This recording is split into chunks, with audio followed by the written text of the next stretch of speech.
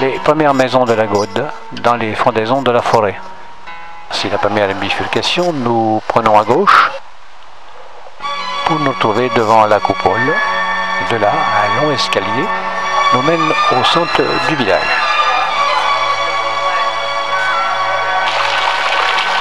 Les écoles, la poste, Marie est à notre droite, la fontaine sur la place et en enfilade la rue principale. Le village est resté ce qu'il était il y a 50 ans, malgré l'accroissement de stations. L'église, le style roman. Nous nous en éloignons pour passer devant la mairie, que voici, son beau drapeau tricolore, et on emprunte une calade dans la vieille ville pour regarder un petit peu le paysage dominé par les laboratoires de recherche d'IBM informatique, extrêmement important à la Gaude. Voici une partie du village qui justement regarde IBM. Et puis de là aussi une vue sur la vallée du Var. Nous quittons la Gaude pour rejoindre un château en périphérie. Un coup d'œil en arrière sur la forêt que nous venons de traverser. Et en face, le château de la Gaude. Au château dit de Vienne-Romance, qui a été acheté par un Américain, je pense un Canadien, je ne me souviens pas exactement, qui le restaure à grands frais. C'est un très beau travail de restauration qu'il mène ici.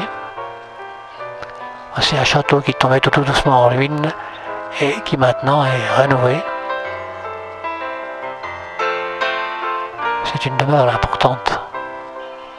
C'est un château du XIVe. Voilà une très belle vue ici. On a répété les créneaux, les entrées en ogive.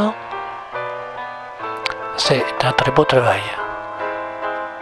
Voilà, entrée surplombée d'une tourelle, en encruellement. Le blason du château de Saint-Genès n'a pas été oublié.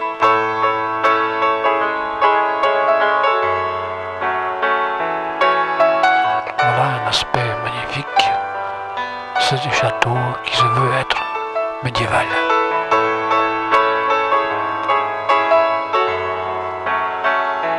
Voilà, nous le quittons, tout en remarquant au pied du château une vigne.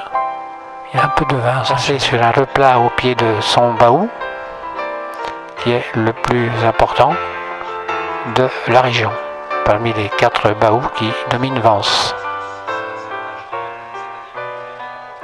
Voilà, à gauche, celui de Saint-Genès, à droite, celui de la Gaude. Voici le village de Saint-Genès que nous quittons lors d'une randonnée. La rue principale qui monte au centre du village, le monument aux morts. L'église, avec un autre clocher. La fontaine sur la place de cette église. Une maison d'hôte. Un très beau linteau. Un des lavoirs du village. Dans une autre face, avec la petite tour au-dessus, petit bar, auberge, et le belvédère, d'où on découvre une vue magnifique sur le château de Vivienne-Romance et la vallée du Var.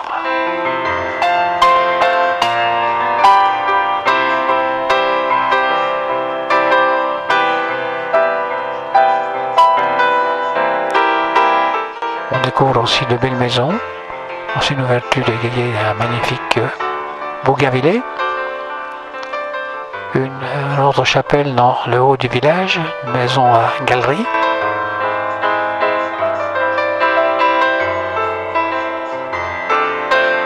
Très belle maison, bien restaurée. d'autres chapelles.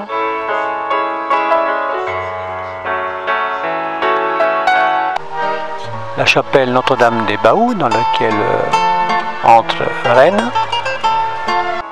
Au pied du Baou, là où commencent les ascensions de ce Baou, la petite chapelle mignonne, mais au dos, des plaques qui sont à la mémoire des alpinistes qui se sont tués en escaladant le Baou et à ceux d'un équipage qui s'est craché dans le brouillard.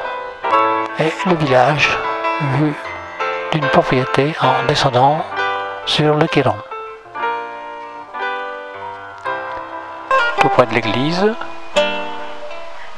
où nous admirons le clocher-tour qui date de 1660, qui fait 20 et quelques mètres de hauteur. À place de l'église,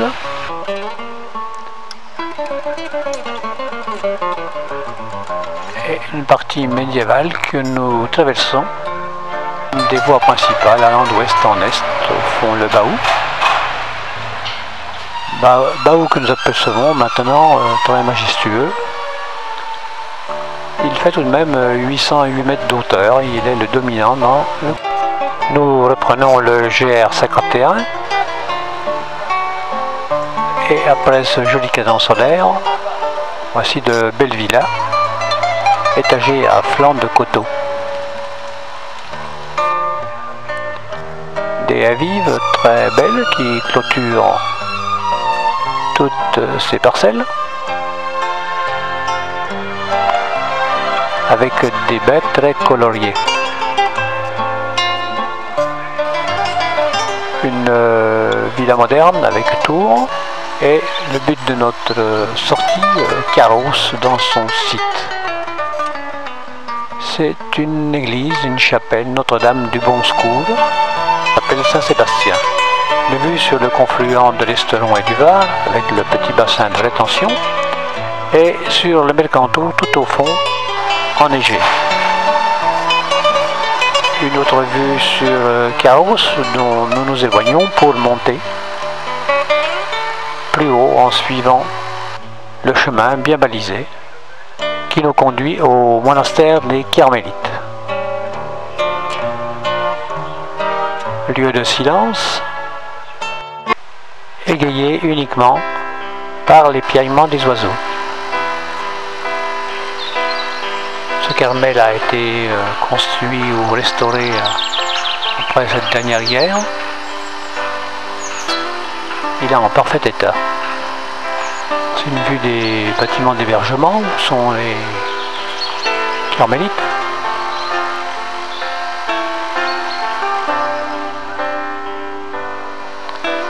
Et l'intérieur, très sobre, on oserait dire sévère.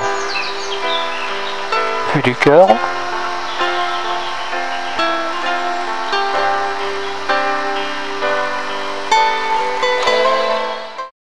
le village de Carrosse, village médiéval,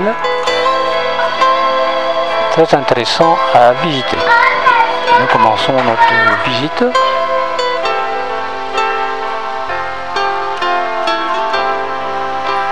en suivant l'itinéraire château-église.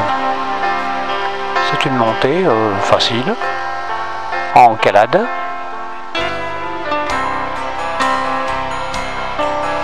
Les rues sont très belles, bien entretenues. La carrière du Padoulou, c'est des petites ruelles, charmantes d'ailleurs,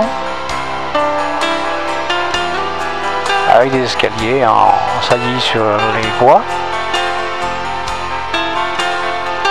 Très médiéval tout cela.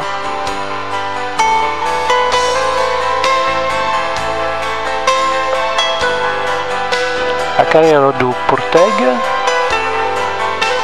nous rapproche du château. C'est toutes des petites voies adjacentes à la voie principale. Voici un beau blason. Et la dernière montée avant le château. On contourne une tour. La montée est superbe dans un paysage minéral et végétal, intéressant. Voici une fontaine moderne en arrivant sur la place du château. Château restauré qui sert de siège à l'hôtel de ville de Carros. Ce château date du XIIe siècle. Mais le tour avant d'entreprendre notre descente sur la face sud du village, côté mer.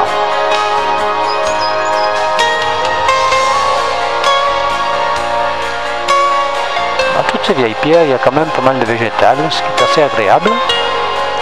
Voici l'église posée en pleine calade, avec une tour à droite et au fond la tour de donjon du château avec ses corbeaux de pierre. Nous continuons notre descente.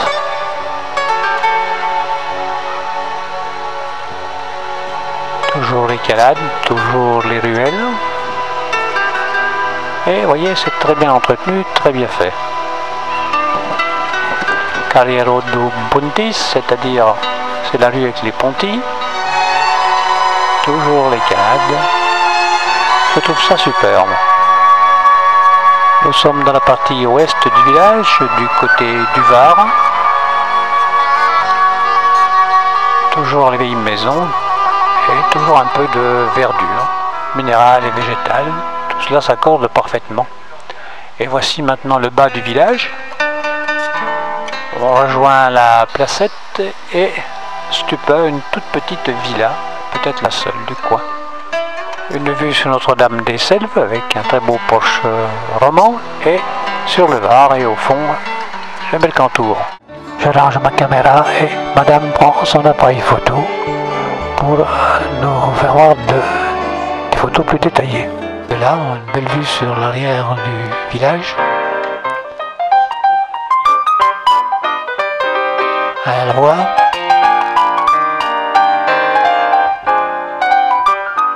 Et la montée au château. Voici avec à droite une fontaine moderne qu'on découvre mieux ici.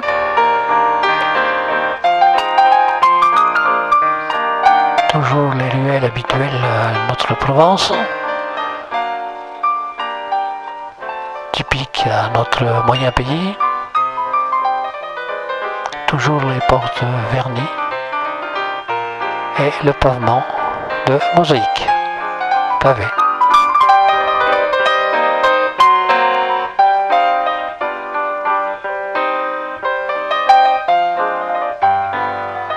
Toujours le château et sa fontaine. Voilà, le château. Maintenant, hôtel de ville aussi.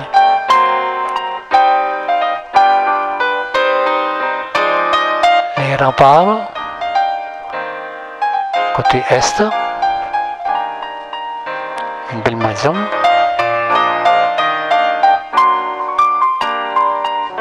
Et puis en bas du village, quelques maisons dont un centre construit par la municipalité de Carros. Encore une vue ou deux de Carros avant de quitter ce joli village. Et retrouver son village voisin, Gatière.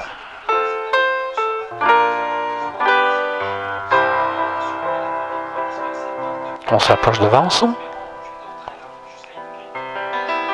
Voilà Gatière. Une des rues pavées du village.